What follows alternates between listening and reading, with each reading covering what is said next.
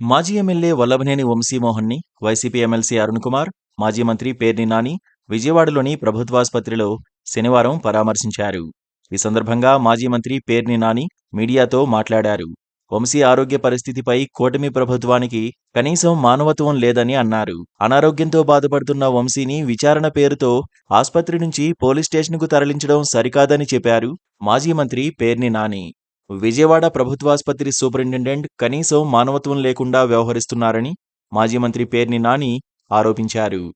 అనారోగ్యంతో ఇబ్బంది పడుతున్న వంశీకి వైద్యులు టెస్టులు రాయనీయకుండా ప్రభుత్వాసుపత్రి సూపరింటెండెంట్ అడ్డుపడుతున్నారని ఆరోపించారు. ప్రభుత్వాసుపత్రి సూపరింటెండెంట్ నిబంధనలను తొంగలో తొక్కి దిగజారి ప్రవర్తిస్తున్నారని విమర్శించారు. మాట్లాడలేని, నడవలేని స్థితిలో తాను ఉన్నానని వంశీ చెబితే ఓఆర్ఎస్ తాగమని చెబుతారా అని ప్రశ్నించారు. వంశీకి చాలా నీరసంగా ఉందని చెప్పారు మాజీ మంత్రి పేర్ని నాని.